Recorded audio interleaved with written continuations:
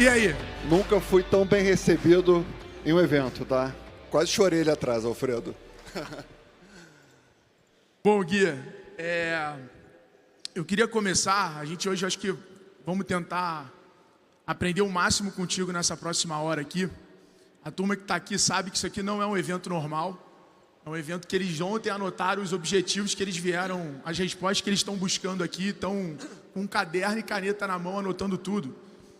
E eu queria falar de um pilar da XP, que eu acho que você criou assim, impressionante, que é acreditar no impossível. E eu queria muito que você, de empreendedor para empreendedor, contasse para essa turma o que é acreditar no impossível, principalmente depois de construir um negócio do tamanho da XP e continuar acreditando no impossível. Legal, Alfredo. Gente, bom dia, muito bom estar aqui com vocês. Sou fã do Alfredo e de todo o time do G4. O trabalho que eles fazem é um trabalho que faz o Brasil ser melhor, né? Afinal de contas, eu acredito muito que são os empreendedores que vão cada vez mais mudar o Brasil, né? Afinal de contas, somos todos nós que geramos emprego, renda, né? Que pagamos mais impostos, que trazemos mais inovação. Então, muito bacana saber que tem tanto empreendedor competente aqui nesse espaço e que vai sair ainda mais competente, mais inspirado, né? Depois desses dias todos. Bom, sobre sonho impossível, eu acho que cada um tem o seu jeito de ser, né? Então, a gente na XP tem uma cultura muito forte, são 4 valores, um deles é sonho grande, né? E eu acho que todo o valor de uma empresa, normalmente, é quem é o fundador, né? Então, na XP é sonho grande, mente aberta, espírito empreendedor e foco no cliente, né? Então, quando a gente fala de sonho grande, é realmente gente que precisa acreditar em coisas impossíveis.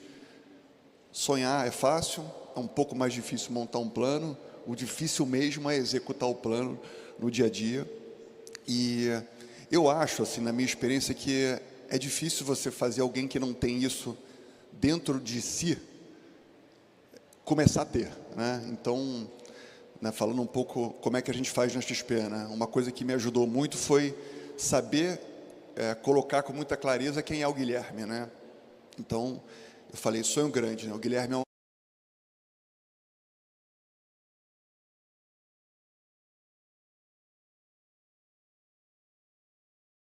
é que não se incomoda em errar, mas sempre corrige muito rápido. Espírito empreendedor. Tudo que estiver de errado na empresa, a culpa é de quem enxergou essa coisa errada, né?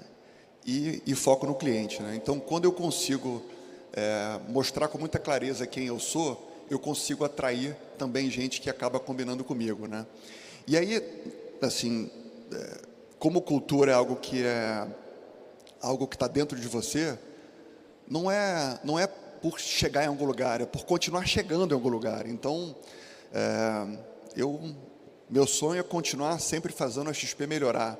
Então, obviamente que a gente tem várias outras metas, mas o que eu curto é a jornada, né? É a jornada do atleta empreendedor, né? De saber que eu vou ter uma rotina, que eu vou acordar cedo, que eu vou vir aqui falar com vocês, que eu vou sentar com os nossos times, que eu vou inspirar as equipes, que eu vou criar planos ainda mais audaciosos. Então, curtir isso é o sonho grande, né? Que é o que me faz me sentir vivo. E não tem certo nem errado, tá, gente? Até brinquei esses dias, né? A minha mãe, ela fala, Guilherme, né? Por que você não para, né? Você estava ontem em Salvador, anteontem tinha outro evento, hoje você tem outro evento e tal. Então, a minha mãe não tem sonho grande, né? Ela não acredita nisso, né? E é minha mãe. Então, acho que no fundo é importante que cada um se conheça e cada um consiga atrair gente que combine com você. Mas, normalmente, empreendedor é sonho grande, tá? Então, falar sobre esse tipo de coisa com as equipes, né? E cada vez mais garantir que entre vocês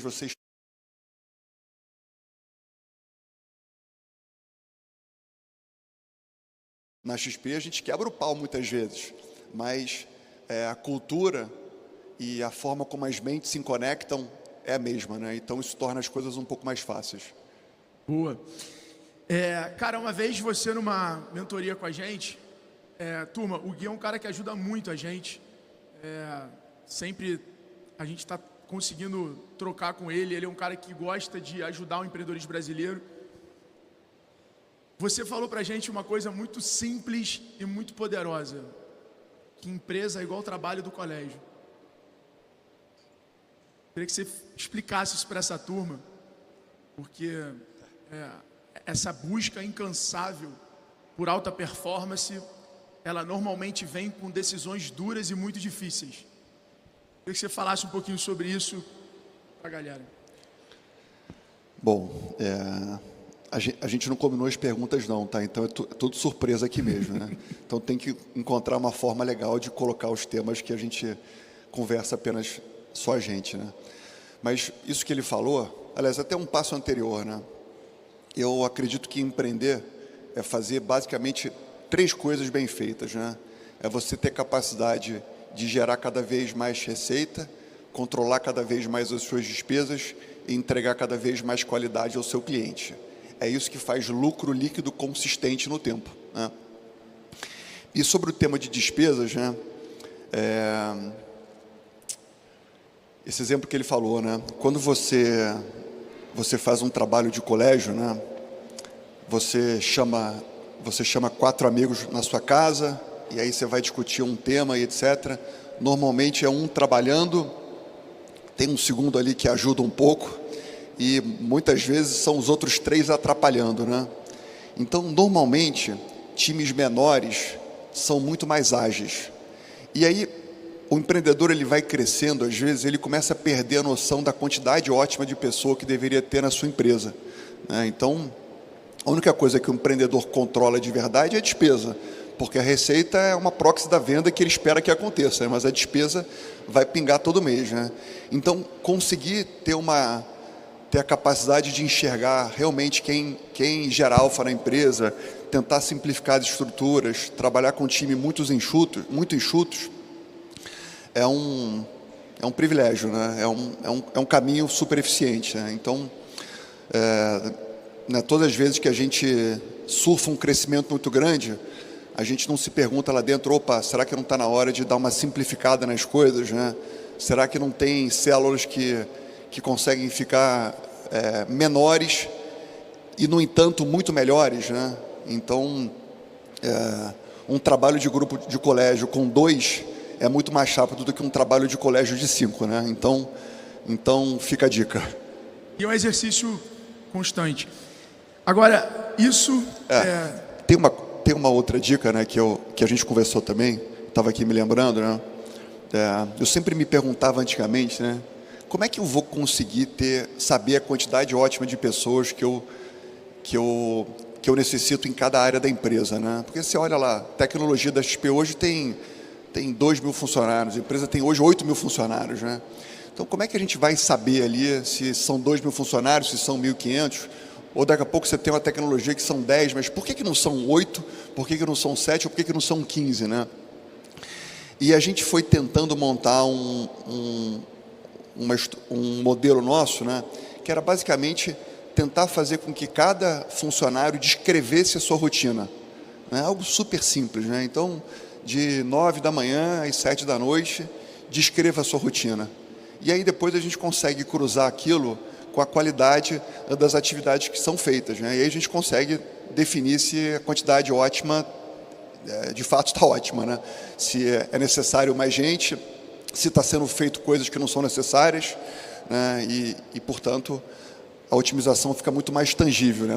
Não fica tanto no feeling, né? Normalmente, quando você é um empreendedor menor, você não tem tanta metodologia de otimização de times, e aí você vai sentindo, e aí nessa de sentir, acaba acontecendo muito desperdício, né? Uma coisa que o Thales fala muito quando ele está falando sobre liderança é o desafio de trocar o bom pelo ótimo ali, ficar nessa decisão. Você tem hoje a XP, no posicionamento de marca e de mercado que ela tem, deve receber zilhões de oportunidades e de ótimos negócios ali. Qual modelo mental você usa para poder manter o foco, que foi uma coisa que a gente falou bastante ontem aqui, e tomar essa decisão difícil?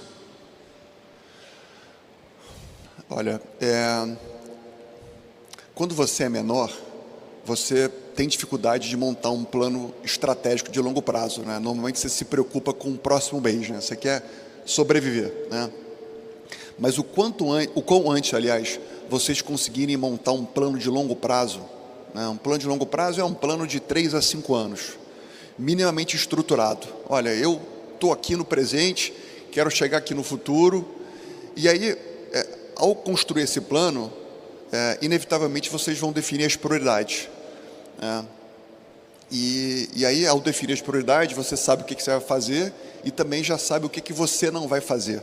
O modelo mental que eu sempre utilizei, né, é o modelo, né, vou usar uma expressão feia, né, do empreendedor que é preguiçoso.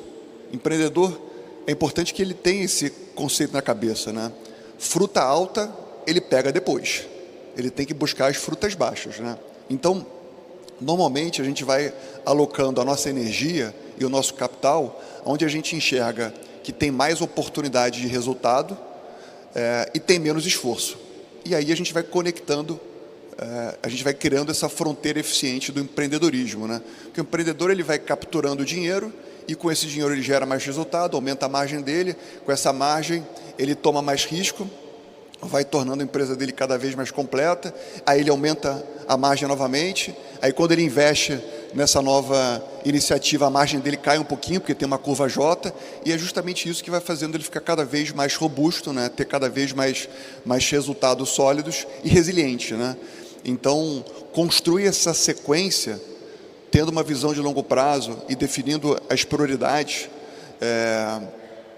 do ponto de vista de onde gera mais resultado, com menos esforço e avançando, né, até lá na frente, né, fazer aquilo que gera um pouco menos resultado e traz muito esforço, é um modelo mental que a gente sempre utilizou. E muitas vezes, né, o empreendedor, ele se atrapalha e ele começa a querer fazer a coisa legal na frente da coisa mais importante, né? Porrada. Todo empreendedor, assim, eu conheço muitos empreendedores que o sonho dele é: eu preciso ir para fora do Brasil. Eu penso assim, mas cara, você nem dominou aqui São Paulo direito. Óbvio que é legal acreditar que a sua empresa vai ser global, mas será que está na hora? Ou seja, como você não tem um plano claro de longo prazo, você começa a se precipitar e começa a fazer a sequência errada. A sequência é 1, 2, 3, 4, né? Você começa a fazer o ponto 70 na frente do ponto 2, você está se precipitando, né? Você está buscando a fruta alta ao invés de buscar a fruta baixa na frente, né? Tem uma frase do seu livro que fala que você não tem que ser o melhor do seu time, você precisa ser o melhor para o seu time. E a grande parte da turma que está aqui é esse dono de negócio que carrega o negócio nas costas, que vai acreditando nesse protagonismo único. Eu consigo, eu faço, eu que vendo mais. Só que chega um momento que você às vezes precisa contratar alguém melhor do que até você, e que você entende que seu papel de dono é diferente do seu papel de executivo, e que você no mercado contrata o executivo melhor do que você. Como é que você pensa nisso? Como é que foi esse momento? Em que momento foi essa virada de chave ali na XP que você falou assim, cara, o Guilherme é um empreendedor bom para criar a direção, a visão, levar para cá, mas eu preciso começar a trazer um time bem melhor que eu em determinados assuntos. Acho que o Lisandro é um desses caras que você trouxe, que foram impactantes para a história da empresa. É um dos melhores caras de CMO do Brasil, talvez até da América Latina ou do mundo, né? Falaria isso, pelo resultado de vocês. Olha, eu diria que a coisa mais talvez a coisa que permitiu a XP sair de uma salinha em Porto Alegre com 25 metros quadrados, né? Eu comecei a empresa com 10 mil reais no bolso e um carro financiado, isso há 24 anos atrás. E a empresa hoje é uma empresa listada na Bolsa Americana, vale mais de 50 bilhões de reais e, enfim. A coisa mais importante na minha jornada foi ter aprendido a dividir meu sonho com pessoas melhores do que eu. Então, quando eu comecei a empresa em 2001, a empresa era 100% minha. Eu fui aprendendo, logo no começo, a criar uma empresa que, se tivessem outros na equipe que fossem melhores do que eu naquilo que eu não sabia fazer, eu os convidava a serem meus sócios. E a metodologia era basicamente: se você conseguir atingir as metas impossíveis que todo mundo na companhia tem e tiver um alinhamento aos nossos valores, você é convidado a comprar as nossas ações. Então, no final, isso de virar uma empresa de donos que estão com a barriga no balcão no dia a dia e a perspectiva de, mesmo quem não seja dono, de poder virar dono, vai fazendo com que aquilo vire uma força muito poderosa, né? Quando você está numa empresa, eu tenho essa crença, né? Eu não sei se isso é de todo verdade, mas eu acredito nisso. Se você está numa empresa onde você só pode ser funcionário, se o calo aperta, se, digamos que vem uma crise ou as coisas começam a não ir tão bem, provavelmente você pode trocar de emprego. Você começa a mandar teu currículo. Mas se você está numa empresa onde você é dono da empresa, é sócio, você está amarrado nela no bom sentido, ou mesmo que você não seja, mas você tenha a chance de virar, você não vai trocar de emprego porque você entendeu que aquilo é um projeto de vida, aquela companhia é tua, então isso faz com que a coisa fique cada vez mais sólida, né? Então, acho que isso é uma dica, né? Sobre fases da empresa, né? Eu tento dividir a XP em dois momentos, né? Até 2010, eu era um empreendedor muito focado na execução. E todo mundo que começa do zero uma empresa, ele tem que ser focado na execução, porque ele não tem dinheiro, ele tem que trabalhar por 10, então ele aprende a apertar parafuso, né? Ele se vira nos 30, ele faz de tudo um pouco e ele vai tendo algum sucesso, né? O problema é que crescer vai te exigindo uma coisa que eu só fui aprendendo depois de muitos anos, né? Crescer é aprender a desaprender aquilo que você faz bem feito e aprender a fazer aquilo que você nunca fez. Se você não tiver esse modelo mental, você não vai conseguir crescer. Então, digamos que lá atrás, eu era um bom assessor de investimentos, né? Mas se eu quisesse crescer, eu tinha que abandonar o que eu fazia bem feito e aprender a ser um líder de equipe, que eu nunca tinha feito, né? E assim sucessivamente, né? Então, o desafio de crescer é justamente isso, você aprender que de tempos em tempos você vai ter que se transformar e aprender a ser quem você não foi. Então, até 2010, eu era um executor. Só que em algum momento, em 2010, a empresa tinha 500 funcionários, mais ou menos. Esse meu jeito de ser começou a atrapalhar a empresa. Porque imagina, um sujeito que começa a se meter em toda a empresa, que começa a querer definir o que todo mundo faz, etc., funciona se você é uma startup. Mas com muita gente já começa a não funcionar mais. E eu tive quase um piripaque, porque eu trabalhava de segunda a segunda e não dava conta, né? E aí foi quando, nesse momento, eu falei, opa, eu preciso mudar quem eu sou, porque eu comecei a atrapalhar a empresa. E aí eu comecei a me concentrar nos temas de pessoas, né? Então, é importante que o empreendedor, no começo, seja craque na execução, mas em algum momento ele vá virando a chave e vá ficando uma pessoa craque em gente. Como é que eu coloco gente boa na posição certa, alinhada, com as metas corretas, com a cultura certa, com a meritocracia apropriada e vá sabendo trabalhar esse time ao longo dos anos, né? A maior alavanca de crescimento a longo prazo que uma empresa tem é gente, né? Nesses últimos... eu não sou mais CEO da empresa, né? Fiquei como CEO da empresa por 20 anos, mas de 2010 a 2021, a minha agenda era 80% gente. Minha agenda não era área comercial, não era área financeira, era área de gente, porque justamente a área de gente é a área que define quem vai ser o diretor financeiro, quem vai ser o diretor comercial e assim por diante, né? E no final, gerir uma companhia, como é que você tira o melhor de cada ser humano que está junto com você, né? Eu tenho um conceito de liderança que é interessante, né? Eu acredito que a maior parte dos líderes, eles não são líderes, eles são chefes, na verdade, né? Estão ali, são quase um 0800 que ajuda o time a tirar dúvidas, etc. E, no final, isso não é liderança, né? Acho que liderança é quando você realmente faz o seu time acreditar em coisas impossíveis, consegue montar um plano compatível junto com eles e depois de um tempo consegue chegar lá. Aí você virou o líder deles e não só você atingiu metas impossíveis, mas você formou novos líderes, né? E, enfim, acho que isso é o que vai fazer uma empresa ir cada vez mais longe. Porrada, Gui. falando de plano, né, de criar o plano, ou seja, é um pouco de o que eu falei ontem, né? Não adianta só ter raça, só ter vontade, chega uma hora que tem que ter estratégia, tem que ter ferramenta, né? Precisa ter gente te ajudando. Você é o cara, com uma humildade intelectual surreal, né? Uma vez eu estava te falando da minha maluquice de permuta, você falou, porra, eu não sei isso, vamos lá na XP falar com todo mundo, explica esse negócio.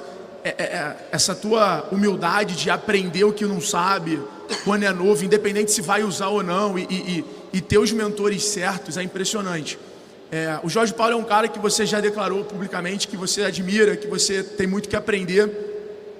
Qual é a importância do mentor certo, né? Qual é a importância de ter alguém que, independente do tamanho, de quem é, da empresa, do segmento, consegue trazer essa provocação, consegue te confrontar, consegue trazer um elemento novo? O quanto isso foi te ajudando a evitar a decisão errada, a enxergar a oportunidade que às vezes não estava tão claro para você? Tem um livro de Harvard, né, que ele fala que tem duas características que vai dizer se você vai ter mais sucesso na vida ou menos sucesso, né? Fome de vencer e curiosidade, né? Então, fica a dica aqui também, né? Você comentou uma outra coisa interessante, né, sobre humildade, né? Tem muito empreendedor que vai tendo algum sucesso e começa a ficar muito confiante de si, né? E confiança é bom, não há dúvida disso, né? Mas tem gente que vai transformando essa confiança em arrogância, né? Porque já sei tudo, já vivi tudo e tal. E aí o que acontece se você teve sucesso, você vai se transformando em alguém um pouco mais arrogante? Opa, você começa a ficar desconectado da realidade, porque ninguém gosta de falar mais com uma pessoa arrogante, né? Então, quanto mais sucesso o empreendedor tem, é importante que ele fique ainda mais humilde, porque é justamente isso que vai fazendo ele ficar conectado com a realidade e sabendo realmente o que acontece na empresa dele, né? Sempre disposto a aprender mais com gente que está ao lado dele, e é importante que isso vá virando uma parte importante da cultura da empresa, né? Sobre mentores, assim, eu confesso que eu nunca tive um mentor, né? Mas eu tenho muitos amigos que já me ajudaram muito, né? O Jorge acabou se transformando em um deles. Assim, todo empreendedor é acessível, tá, gente? Então, enfim, nem sei se eu falo isso aqui, né? Mas quantos empreendedores já não me mandaram e-mail e falaram, pô, Guilherme, eu queria tomar um café com você. E foram lá, né? Eu sei que tem 10 mil pessoas aqui, eu estou ferrado agora, né? Mas é isso, entendeu? Então, alguém que manda um e-mail legal, simpático, gentil, né? Conta a sua história. Normalmente, os empreendedores querem ajudar, porque eles sabem que essa corrente do bem, ela vai gerando efeitos exponenciais, né? Então, conversar com gente, né? E aqui é um exemplo disso, né? A gente está aqui trocando experiências, né? Conversar com gente, estar disposto a marcar um almoço, um cafezinho, ler livros, foi sempre o que eu fiz, né? Eu sempre gostei muito de ler livros interessantes, aliás, não ler livros, de estudar livros, tá? De ler os livros algumas vezes 4, 5 vezes, botar em prática aqueles ensinamentos, né? E assim, sempre que eu tive alguma dúvida um pouco mais cabeluda, conversar com amigos empreendedores. Então, isso é super simples, né? E eu acho que você faz isso e você estimula o time também a fazer coisas parecidas, né? Você não precisa ter um mentor que vai te acompanhando a vida inteira, sabe? Aliás, tem gente que faz isso. Comigo não foi necessário. Você sabe que eu sou um cara criativo. Preocupado com você de ter que tomar 10 mil cafés e a tua cafeína explodir, eu podia organizar uma cafeteria digital para você falar com a galera online, pô. Que aí você toma um café com 9 mil pessoas. Olha aí, boa. Eu te salvo de uma. A gente faz um evento online, todo mundo com uma xícarazinha de café. Você em casa com uma xícarazinha de café e... Não? É uma forma de resolver o problema. Imagina a agenda dele, cara. Imagina eu te vendo 10 anos tomando café, porra. Vai ser difícil, né? Tá certo. Talvez online eu te ajude, entendeu? Eu te ajudando, depois eu te cobro, bom, mas fechado, eu cobro barato. Fechado, pode marcar. Marca café online, hein? Tem que comprar a xícara certa, hein? Quem é cliente XP? Levanta a mão pra mim, por favor. Isso podia ser uma condição para tomar o café também. Já vou te Boa ajudar, ideia. vou te ajudar a dar ROI, senão pô, fica ruim. Aqui, você... Eu queria você se incomoda, já que não tem muito script, você já viu que a gente está na resenha, você se incomoda de eu abrir para pergunta de alguém do público? Não, manda brasa. É? Vamos... Não, ô TG, pelo amor de Deus, isso aqui não é ONG não, filho. Calma. Vamos abrir para pergunta do público, mas eu vou prestigiar nossos clientes do clube. Tem alguém do clube aí querendo fazer alguma pergunta?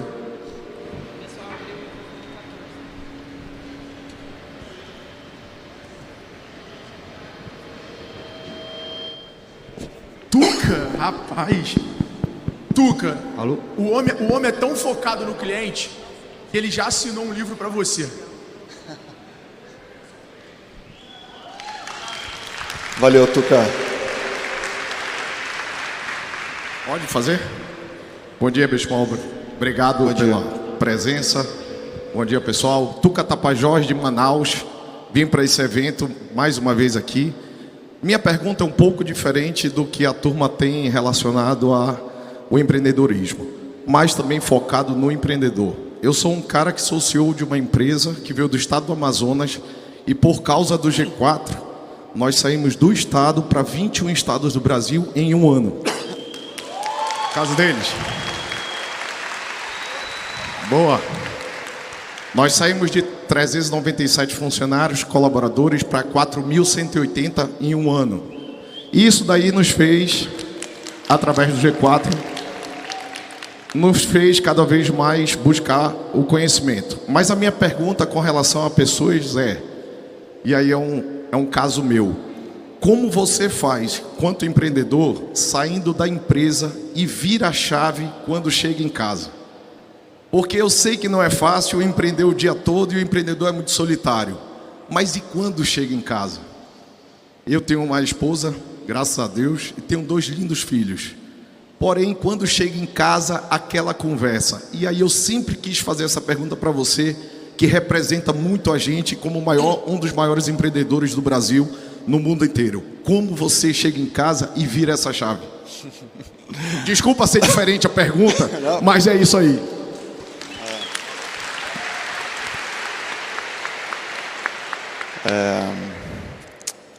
Olha,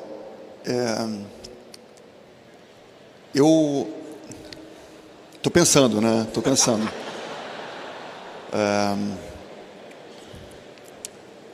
Por muitos anos, eu cheguei em casa trincado, que eu imagino que seja o teu caso atual, né? Trincado é quando você continua lá no WhatsApp, né? Mandando mensagem e tal. Então, acho que quando você ainda é um empreendedor que está rampando e você ainda não consolidou muito fortemente conceitos de liderança, você ainda não tem um time tão forte quanto você talvez deveria, você ainda está muito focado na execução, né? E você ainda é o centro da companhia, tudo chega em você, dificilmente você não vai chegar trincado. Então foi um pouco aqui do que eu contei de mim até 2010, ali 2011, né? Eu chegava em casa trincado, né?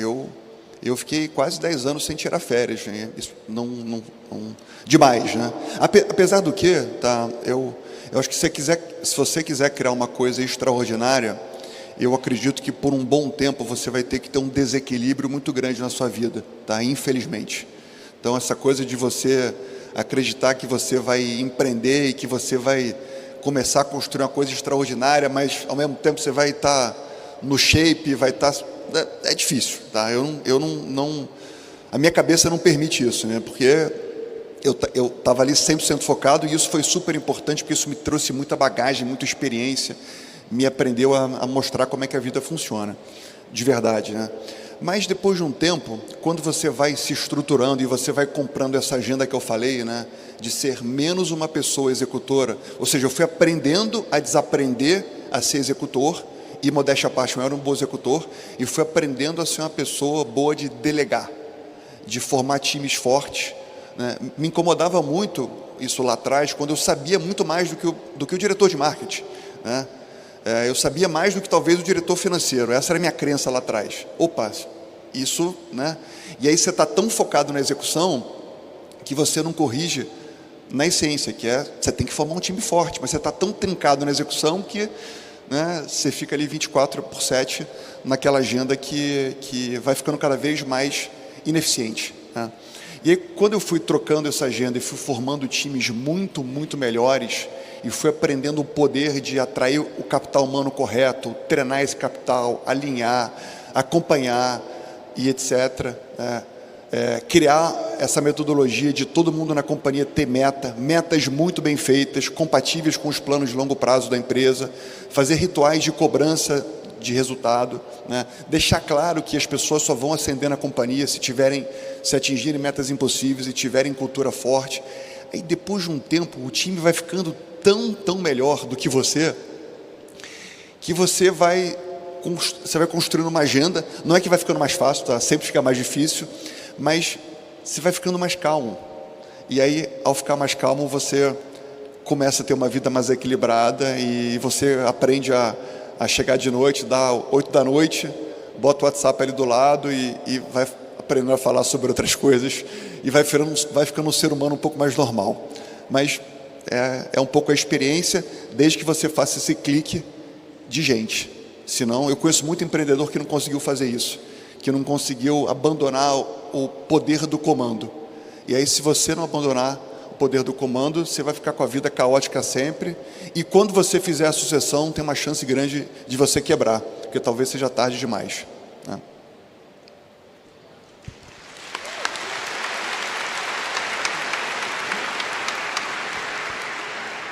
Eu tive até a ideia aqui, ó. Como ainda tem 30 minutos aqui, 28 minutos de painel, se alguém quiser fechar o clube ainda, vai que você dá sorte, faz a pergunta pro homem. Preciso tentar vender, desculpa. Manda abraço. É mais forte que eu. Já que a gente está nesse papo de família, eu quero te fazer uma pergunta. Tá, mas ó, quero elogiar você aqui, tá? Você é o maior vendedor do Brasil, cara. De verdade mesmo, cara. Filmou essa porra aí? Tá filmado? Se tá filmado, já deu ROI o evento. Já valeu, TG.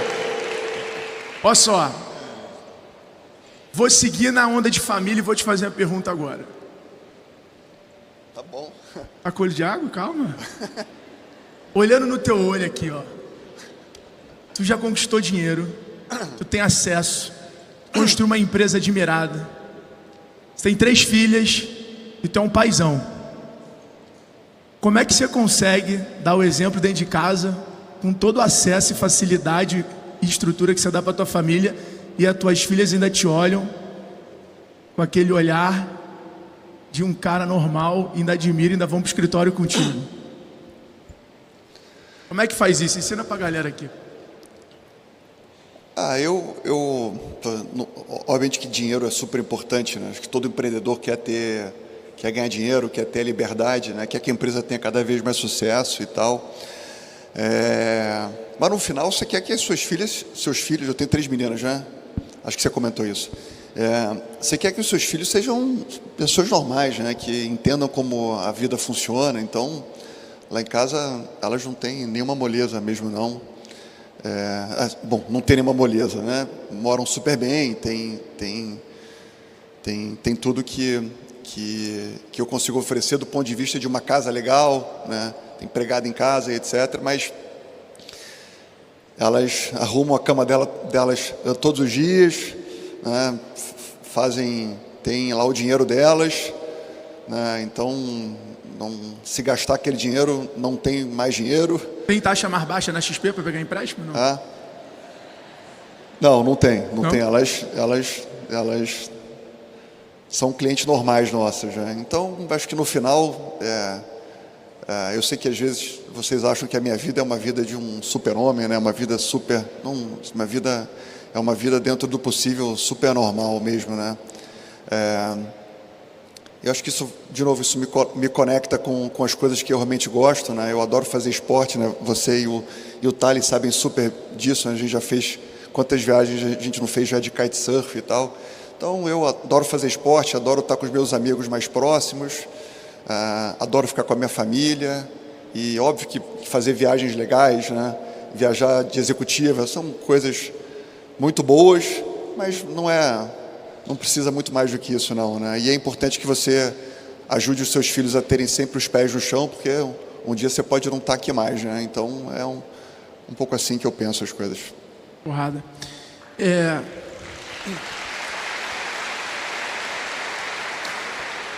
Cara, eu queria, acho que falar agora de um negócio que virou uma modinha, que é o IPO. Você já passou por essa fase e muita gente olha o IPO como o auge, como o momento de sucesso máximo, de reconhecimento máximo. Eu queria que a galera ouvisse de você o que significa o IPO para uma empresa, né? O que isso realmente representa. Tem muito empreendedor hoje que começou a colocar na parede da empresa rumo ao IPO, como se aquilo ali fosse tipo, a gente tem que chegar lá a qualquer custo, a gente precisa criar uma empresa que chegue lá. Você acredita nisso? Você acha que isso é um milestone? Você acha que isso faz parte de uma visão? E o que é de fato o IPO para uma empresa? Que tipo de ferramenta é o IPO para uma empresa? Olha, eu acredito que todo empreendedor deveria criar uma empresa build to last, né? Inclusive o Jim Collins tem um livro que se chama isso, né? Como é que a minha companhia é duradoura no tempo, né? Então, para mim, isso sempre foi a minha crença, né? E eu comecei a XP numa época que não tinha... Hoje é muito mais fácil acessar capital e inteligência e melhores práticas, né? Em 2001, você tinha que ser empreendedor na raça mesmo. Se em alguns meses receita não fosse maior do que despesa, você ia quebrar e você estava ferrado, né? Então, eu sempre construí a empresa com esse conceito. É uma empresa que eu não quero vender, é uma empresa que eu quero que fique cada vez maior e melhor. Evidentemente que ela vai ter as suas falhas ao longo da jornada, mas a gente vai melhorando, vai corrigindo e cada vez melhor, cada vez mais resiliente, cada vez mais consistente. E se eu vou trazer um fundo de investimento, ele vai me ajudar a ficar mais forte, porque eu preciso daquela tecnologia e daquele capital. Se eu vou abrir capital, é a mesma coisa. E eu quero funcionários que queiram ser meus sócios, que queiram comprar minha ação, porque entendem que a alocação de capital naquela nossa ação vai trazer cada vez mais dividendos sólidos a longo prazo. Então, eu não acredito em stock options, eu não acredito em nada que não seja vou comprar ações porque eu vou ter cada vez mais dividendos a longo prazo, e dividendo é uma proxy de lucro líquido. Simples assim. Eu já vi muito empreendedor que faz uma fórmula matemática lá, que a minha empresa vale número de cliente, vale múltiplo de receita, e para mim isso é tudo maluquice. Uma empresa vale resultado e é isso, né? E aí eu quero gente competente, comprometida, com valores corretos, que compre a minha ação e saiba que aquilo lá vai pagar cada vez mais dividendo, e que não queira vender, de preferência, porque eu não quero vender, só quero comprar mais, inclusive, né? Então, se você começa a gente vai estar focado na próxima rodada, ou vai estar focado no IPO, tá bom, e depois do IPO? E aí as pessoas vendem ação e a empresa acaba, né? Então, a gente teve 2 fundos estratégicos que entraram como sócios nossos. A gente teve um fundo britânico chamado ACT, que entrou em 2010 como acionista nosso. Depois a gente teve um fundo americano. Depois a gente acabou tendo o próprio Itaú como acionista nosso. E depois de 10 anos a gente foi abrir capital na Nasdaq, na Bolsa Americana. E tudo foram etapas que foram deixando a gente mais forte, para que a empresa ficasse cada vez mais sustentável e capaz de voar cada vez mais alto, né? E a IPO é meio, não é fim. E é importante que vocês conversem com o time de vocês dessa forma. Olha, é importante que a nossa companhia seja duradoura, é importante que cada vez mais todo mundo queira ser mais sócio, né? Quantas histórias legais que o empreendedor focou lá no IPO e aí a turma vendeu a ação, ficou rica e acabou, né? Então, o líder da empresa, o fundador, o CEO, etc., é importante que ele pregue uma direção sólida de longo prazo, ele fale sobre longevidade, sobre fazer cada vez mais uma empresa com conceitos certos, né? E eu confesso aqui com todos vocês, né? É muito legal abrir capital, tá? Acho que todo empreendedor sonha em abrir capital. Às vezes, o sonho dele depois é como é que ele fecha o capital, tá? Então guardem essa dica aqui, né? Mas, óbvio que abrir capital te dá acesso a capital, abrir capital te deixa muitas vezes mais inteligente, né? Porque você tem os maiores investidores do mundo te pesquisando, te escrutinando e etc. Então, isso te traz muito subsídio. Então, essa é a parte boa. A parte ruim é justamente você ficar quase pelado na sala, né? Porque todo mundo te analisa, te pesquisa e etc. Então, é uma pressão talvez um pouco mais curto-prazista e você fica um pouco mais vulnerável. Então, saber o timing de fazer IPO é uma coisa também extremamente importante, né? Eu diria que se você tem uma ideia muito diferenciada, se você é uma empresa de serviço, busca talvez um fundo, busca alguém que possa ser um sócio estratégico, né? E a IPO é só quem tem já um tamanho muito, muito razoável e quer tentar dar um checkmate no mercado, né? Porque a IPO é quase como você vai entrar numa loja de armas, tem o 38 lá dentro, tem a bomba atômica, né? Tem tudo. Mas se você não vai usar aquelas armas todas, você vai ter só o lado ruim da história, né? Então, no caso nosso, a gente teve 3 investidores, 10 anos, né, até realmente abrir capital. Então, acho que é importante fazer as coisas na hora certa, mas mais do que isso, é importante manter o time focado nos temas corretos, né? Sabendo que se for IPO é para fortalecer a companhia, se tiver uma próxima rodada é para fortalecer a companhia, e que todo mundo deveria continuar mantendo a ação da empresa com visão de longo prazo. Isso é um conceito que na minha cabeça é sólido e consistente.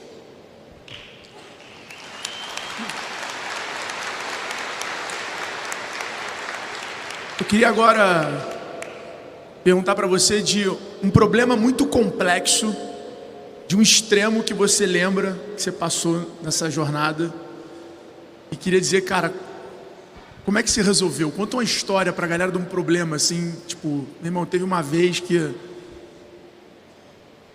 Tenta, se tem alguma coisa assim. Olha, eu, quando comecei a empresa, e por 10 anos, essa fase que eu falei da execução, né, de você estar muito ali envolvido no dia a dia e ter começado do zero e tal, eu acreditava que uma empresa era uma família. E por 10 anos eu nunca mandei ninguém embora da empresa. Não mandava embora. Eu não aceitava isso, né? Era meio uma família, né? Eu não podia abandonar alguém que tivesse comido grama comigo lá atrás, porque aquilo feria os meus conceitos de parceria, de vida até, né? E eu acho que até por isso que eu fui cada vez mais tentando trabalhar por todos, né? E talvez quase que tenha me matado, né? Literalmente. E assim, essa coisa de aprender a ter conversas duras e tangibilizar o que faz uma pessoa continuar na empresa, e se ela não continuar na empresa, a gente não vai virar inimigo, a gente vai continuar amigo, porque simplesmente as coisas não estão dando certo. Se eu não estou feliz, a pessoa também não está feliz. Então, obviamente que vamos tentar evitar que a quebra aconteça, mas se depois de um tempo tem que acontecer, é melhor a gente ser amigo do que a gente ficar se estressando dentro de uma empresa. Então, eu demorei até ter esse clique. Eu sofri muito até começar, né, a mudar um pouco a XP nesse aspecto, né? O livro Na Raça que o Alfredo entregou aqui agora há pouco, ele não é um livro meu, né? Foi uma autora que fez, inclusive, foi feita a minha revelia no começo. É até engraçado eu estar autografando um livro que não é meu, né? Mas a história é boa e assim, vale depois vocês lerem, né? E ela conta muito bem isso, né? Que a XP no começo era um clube de amigos, né? E um clube de amigos não dá certo. Até porque depois de um tempo as pessoas vão tendo outras ambições. Tem gente que separa, tem gente que por mais que você fale várias coisas corretas lá, com algum dinheiro a pessoa quer aproveitar a vida de um outro jeito. E, de novo, não tem certo nem errado, né? Então, uma empresa tem que ser um corpo vivo, né? E você tem que sempre implementar a meritocracia no mais alto nível. E, de preferência, com conceitos muito sólidos, né? Que é performance e cultura, né? E quem não está se encaixando na estrutura, vamos ser amigo, mas não tem por que a gente ficar se matando aqui na empresa, eu tornando a tua vida um inferno, ou vice-versa. E então isso foi um dilema que eu sofri por muitos anos até conseguir colocar em prática e entender que separar de um amigo, que mandar a pessoa embora não era comprar um inimigo, era simplesmente parte de um crescimento natural e de realmente querer uma empresa meritocrática. Toda empresa se intitula meritocrática, tá? Todos vocês aqui, não, na minha empresa a meritocracia acontece. Raríssimas das empresas são realmente meritocráticas, né? Então tem que saber quebrar o clube de amigos e tem que saber a hora de separar de gente que não combina com você. Esse livro que eu falei, aliás, eu não comentei sobre esse livro. Tem um livro muito legal de um argentino de Harvard chamado Cláudio Araoz, né? É um livro que em português meu Deus, não é sobre o que nem como, mas sobre quem, né? Aí ele fala que quando você conversa com os CEOs de empresa e pergunta o seguinte: dos diretores que você tem, conhecendo todos os defeitos e qualidades que todos eles têm, quantos você contrataria novamente? Na média, 50% dos times seriam contratados novamente. E por que a outra metade não foi mandada embora? Sabe por quê? Porque o CEO está focado na execução, não está focado em gente. Então, se perguntem, quantos dos diretos de vocês, conhecendo os defeitos e qualidades, vocês contratariam novamente, né? É provável que seja metade. É provável que a metade que você deveria mandar embora, você está se metendo em atribuições que não deveriam ser suas.